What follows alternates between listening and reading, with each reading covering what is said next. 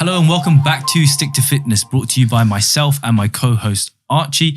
And for today's topic of discussion, we will be diving into the debate about bodybuilding pro cards or pro physiques. Bodybuilding has been increasing in popularity over the recent years, and the pinnacle of bodybuilding is often to earn your pro card. But with the increase in popularity comes an increase in competitions and federations, each offering their own pro card, often leading to watered-down versions of the word pro. So, Archie, what do you make of all of these different federations? Do you feel like it affects the standard of bodybuilding? I think to an extent. I think the ultimate pro card is always going to be the IFBB one, isn't it? If you're untested, they have that is their pro card, right? Yeah. They have one, because that's the only one that actually leads to being a pro, I would say. Yeah, because being a pro implies that you're being paid to do your the job, job. right? Yeah, and that's the only one that really does. But then I think even still, it doesn't though. It depends. You get paid if you win. Yeah, but you don't get paid if you turn up. You get a check. You're not getting a monthly salary after turning pro, are you? That's it. But you earn the right to be paid, I guess. By who? Wild. No, only if you want to be. Only if someone wants to pay you. Yeah. No, but if you win, if you come top. Is it top 5? Do they get paid? I think it's top 5. No, they get. But then you have to. If you were to be like a pro bodybuilder, you just have to be competing every week to get paid. No, but because the payout's quite big, right? Well, what? A couple grand? I think it's you get 10 G's, man. Well, you can't live off that, can you? But I think there's a competition every month. Think how much you spend that's on true. gear. Yeah, spend on everything. It's not actually. Yeah, I guess. I suppose. I guess you can put pro in your Instagram bio, and then people want to buy things off you. Where they get their money is the sponsorship deals, right? Yeah, and that's what I mean. It's only as good, but then you could not be a pro, look fantastic, and then you're gonna have more sponsors anyway. Like some of them Gymshark athletes, for example, they're not pros, are they? But probably making more than a pro.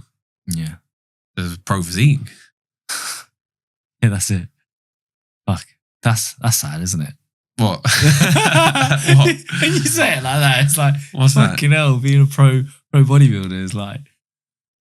Well, I think it depends what you set out when you start, isn't it? But I think it's with the pro card, it's like this. It all comes down to social media and luck. End of pod. Yeah. But it all comes down to the opportunities that it's bring, right? So when you can put your name on Instagram as IFBB Pro at the end, that means that people are going to listen to you more, right? You get that blue tick. People are going to watch you more. You'll pay attention. Oh, fuck yeah, IFBB Pro. Maybe he'll get coaching. So then I guess, I don't know, does it bring stature to your coaching? Potentially. Some people might be going for that. I think that's just, again, social media, isn't it? It's just what you're buying into. Because you could just, if you were targeting the Gen Pop and you put IFBB Pro in your bio, for example, I mean, what the fuck do you think they even know what that means? Probably not. Unless, but I think a lot of bodybuilders, they tend to coach other bodybuilders. Yeah, I think that's where it's not. It's key. They don't really coach Gen Pop, but you see a lot of coaches now. They're like, "Oh, I'm going to compete in." That's the difference, right? It used to be like, oh, "I'm going to be a pro bodybuilder," and then I coach more pros or coach more people who are into bodybuilding. But loads of bodybuilders now, amateurs, I would say even more. They coach Gen Pop. And I think that's where the whole shit coaching comes in, right? Because it's like, you've taken yourself and been a professional or trying to be a pro bodybuilder, or you competed in bodybuilding, you got yourself in shape there.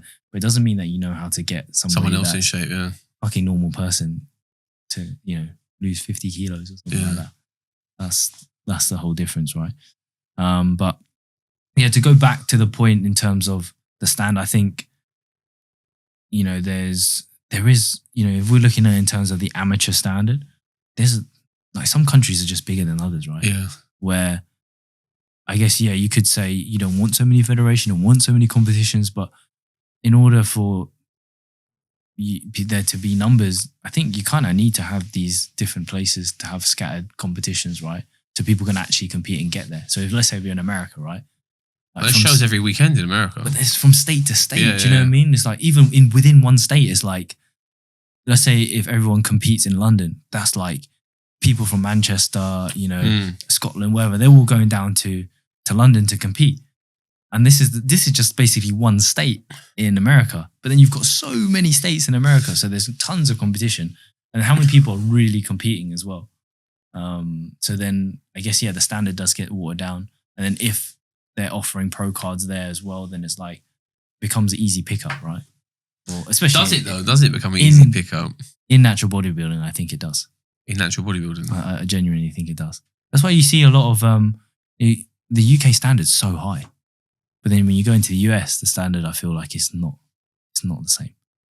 Because the UK is so much smaller. We just don't have, we have some good federations, but people just like to compete. And it's easier to compete in those competitions, right? So like, the furthest you go is Scotland, wherever you live, you could compete in any show. It wouldn't be difficult to. Whereas if you live in Florida, you ain't going to go all the way to like, I don't know, New Hawaii York to compete, right? Yeah. So then it's not going to be the same, right? Maybe all the fucking best people in New York. Yeah. And then you're like, hey, I'm compete in Florida. What would you rather have? A card or a physique? I'd rather have a physique. I'd rather have people be like, shit, man, you got a sick physique. You should be a pro. Than to be like, you're a pro? You what? Because then you see that, right, online. I see that all the time. Be like, fucking hell, this guy's a pro bodybuilder. Jesus Christ. I think he looks like an amateur. But is that where bodybuilding falls down because it's subjective? Nah, but come on. So that's where it comes back to the whole, is it a sport, isn't it? Yeah. But, I mean... So what are you a pro in then?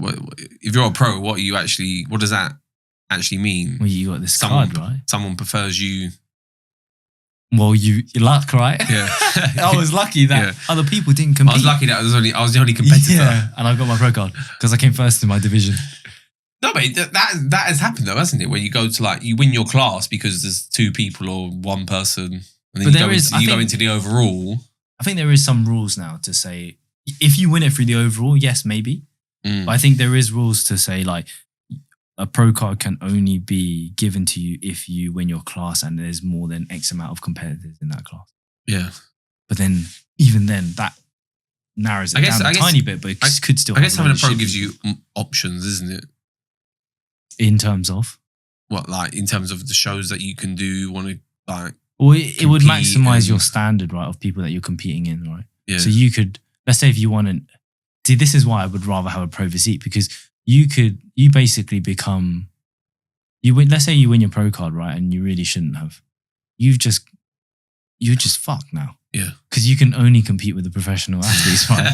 So you may have been okay. You may not know to have pro physique, but you may have been decent. And then you can hang and compete with other amateurs and have a really good time, get called out. But then if you now compete with actual pro level caliber athletes, you're now like the shittest pro. You never get called out. You pay. I think the membership is a lot more expensive. Yeah, it would be, right? Of course. Like, so then you're going out there, you're wasting all this time prepping yourself. You don't even get a look at.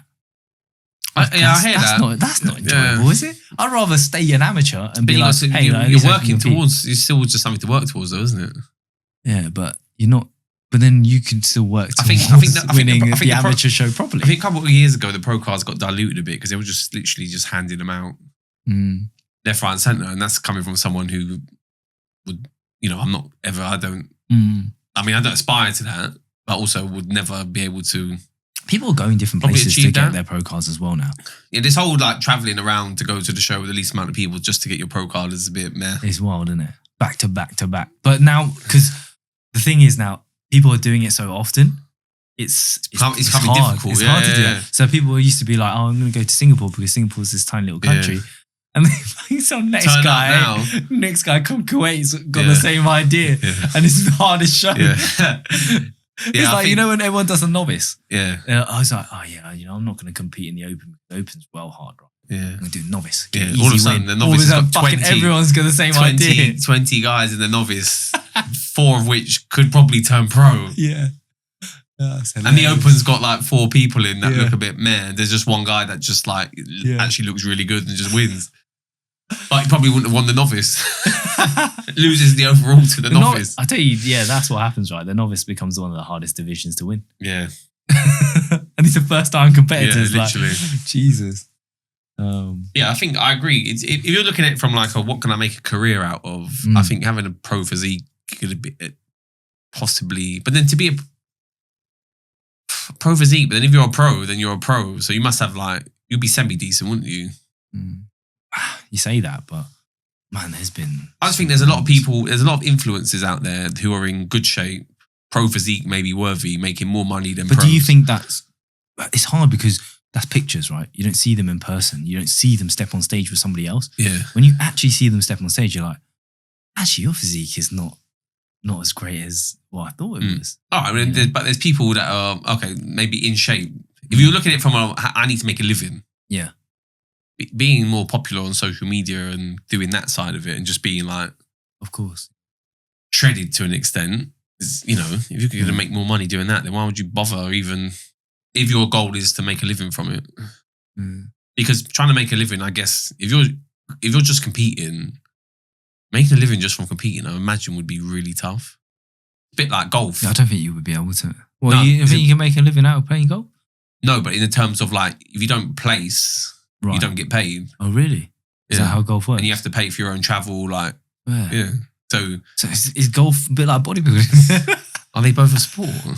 Some people say golf's not a sport. I don't think it is. Yeah, so like if you're not winning, if you don't make the cut for your pro card that year, all of a sudden you're like, shit, what do I do?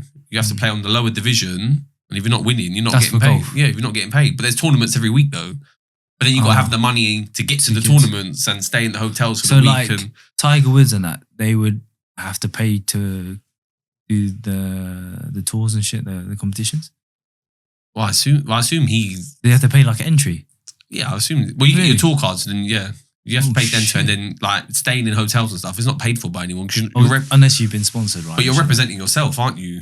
It's wild. Tiger Woods. It's not like you're playing for an organisation. It's not Tiger Woods. It's not like Tiger Woods representing like Gatorade or something. It's not Gatorade. He's representing. It's Tiger Woods, isn't it? I didn't know that. So if you're not placing in the money, like that's why the tour split. So like in that live golf, even if you come last, you're getting paid. Okay. So that's why it was more appealing for people to go to that side, because it's like, I'm not going to win on the PGA tour, not going to come in the top 10. I'm not getting paid. Whereas if I go on that's why like Phil Mickelson was like, yeah, I came last, but I still made more money than the guy that came 10th, 11th or 10th in the PGA. So he's not bothered. But then does the PGA bring you more eyes, sponsorships potentially? Yeah, but it so, depends. He's going to play. He's going to be. You got to make a living. Yeah, of course. Imagine now you play. But can you not do both? No, you got to sign to one or the other. Oh, it's like a different federation. Yeah. Oh shit.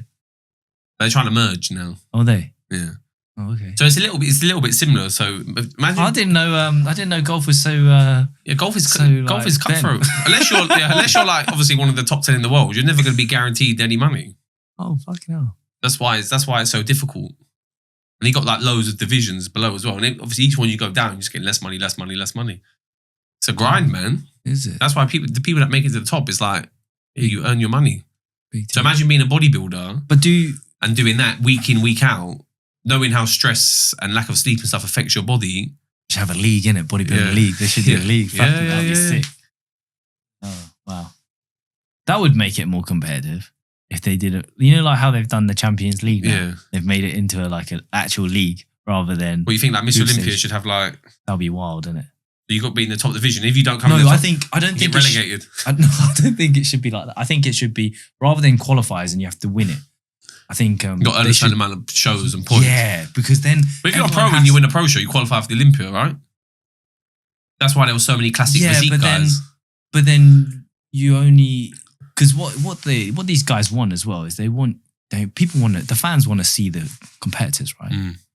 And then somebody might just be like, oh, end of Olympia, I'm just going to tag along and do a show. Or the Olympia winners are like, they don't have to compete until next Olympia, right? Because they've already, they've earned lifetime qualification. But it's like, I want to fucking see you play. It's just like Champions League. People are thinking, let's make this into a league because more games. If you've qualified, you basically, if you take 6 points, you're pretty much qualified, right? Yeah. So the last 2 games, you start playing your reserves. People are like, I don't want to see reserves. Yeah. I want to fucking see Proper games. So now they With made some jeopardy. So now they make it into a league standing. It's like, oh shit, this makes more sense. But I mean, it's still the same thing, right? Yeah, pretty if much. Liverpool, like whatever, they've qualified now, right? Basically, they've got enough. It's points. always the same. Always going to end up being the same because there's It's only so many things that you can do. Yeah. So, but I guess it potentially keeps the standard higher for a little bit longer. Because you need to get a certain amount of points. Maybe the point standard is higher than just winning 2 games. You know? I don't know, I think they need to do something to try and bring bodybuilding to the mainstream a bit more. It's hard, isn't it? It's too janky, bro. It isn't. I mean, we know it's an odd thing to do. It's an odd thing to sit down and watch, isn't it? But and it's hard. It's hard to push that as well because it might do now that Chris Bumstead's more not competing and he's investing money into it. But it's hard because you're dealing with human beings and physiques. Yeah. How many times can these guys push themselves to do that as well? How different do they actually look year on year? Yeah. Like everyone's always like, oh fucking hell, it looks so different. I'm like, best package today. Oh, it kind of looks the same, bro. It looks good, but it's, yeah. You know, it's like your Christmas dinner. It just tastes the same as it did last year. It's nothing special, is it? But if you look at it like in detail, okay, what are you maybe a kilo heavier? Where would you see that kilo on a physique?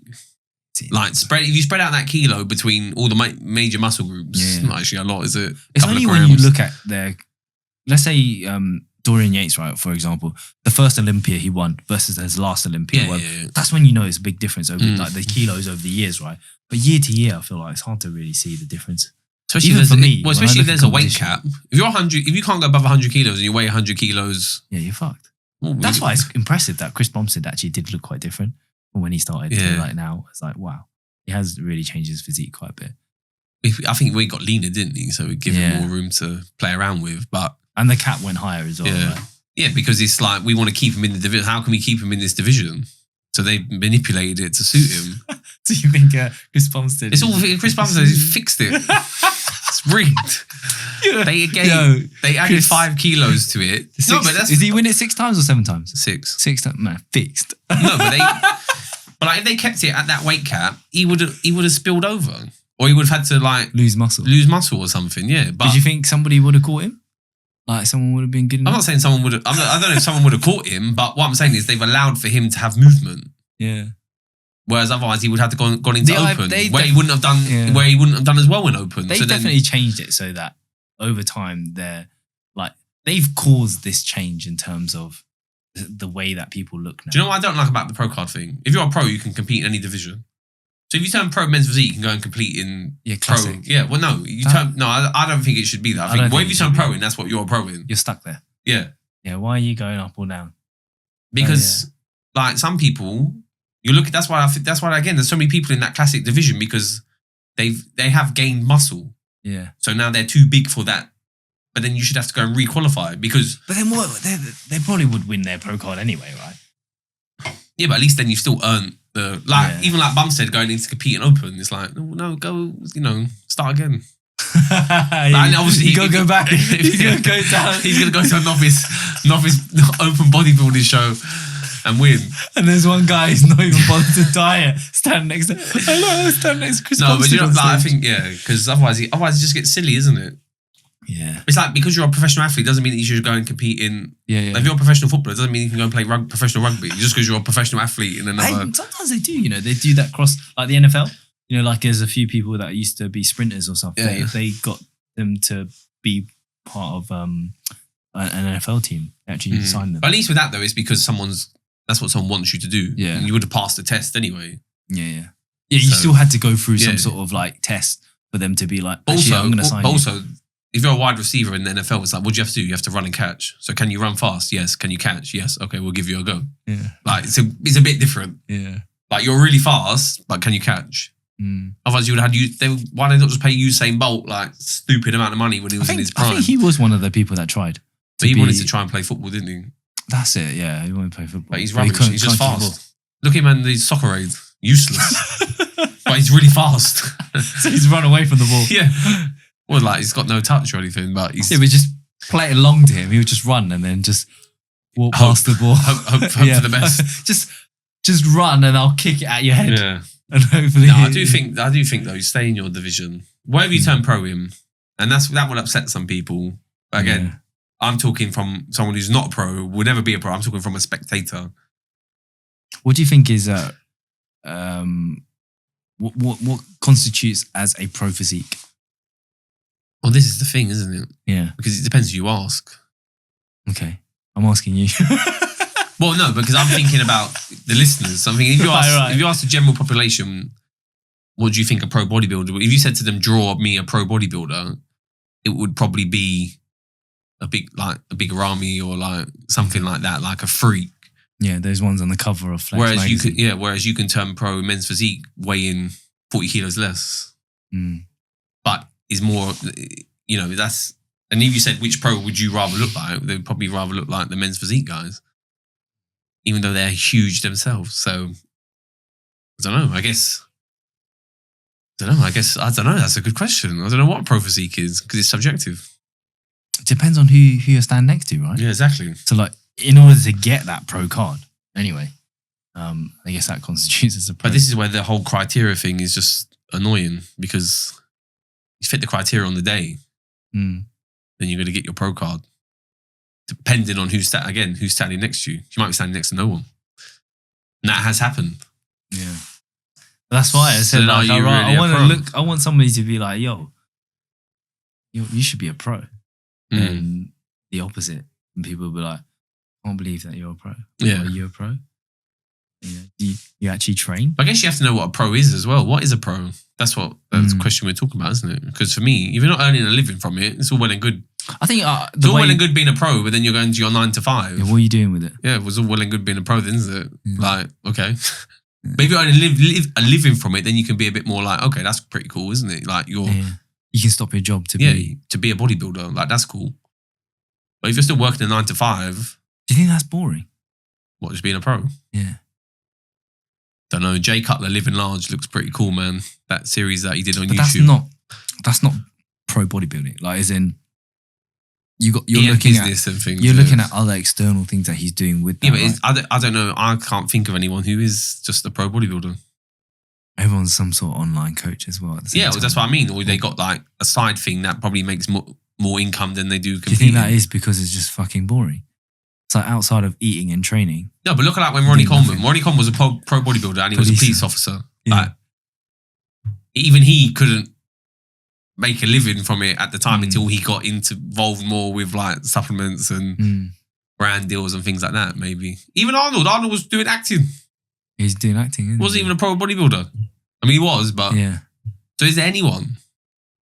Just exclusively bodybuilder? Just a bodybuilder. What about Phil Heath? He's got his own line of supplements and... Yeah, I suppose now, right? I guess no one really is a pro. Yeah. There are no pro bodybuilders. Because like if you're a pro basketball player, your job is just to play basketball and you're being paid for that. And what comes up, like you could live off you being paid to play in the NBA. You wouldn't need like a contract. Supplement. You don't need the supplement. You don't need a trainer deal. You do get them as well, though. But that comes. It just comes naturally. That doesn't exceed their. Yeah, but you're not playing in the NBA then posting saying one-on-one basketball sessions down in the park, are you? Saying, do footballers, all of them, have like a clothing brand deal? Not all of them, right? No. Like I think it's only so. Is it more? From it? But is it more? Then where do they get their boots from? They have to buy it themselves. Yeah. Really? So they could just buy whatever boots. You might get like there's probably different levels of brand deals. You might have a boot deal, but you're not like the main person for Nike.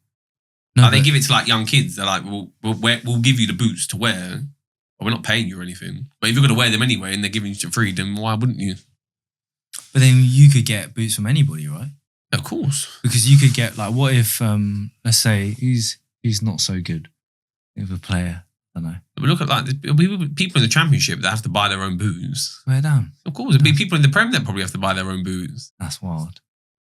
Why is that wild? I don't know. I just feel like, you know, when you... What's that story of Paul Scholes when he came out of retirement? He nipped down to Sports Direct and bought a pair of boots himself and then went and played at Old Trafford the next day. Is that because he's not sponsored anymore?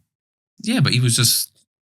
Because when they're sponsored, you see... Because growing up, you just always see the same the football players, they play with the same boots, right? Like David Beckham, he's always wearing Adidas. Yeah, but he's their main athlete. Yeah, but like I never noticed, the subpar players, you never really noticed that they wear different boots. No, technically they can, right?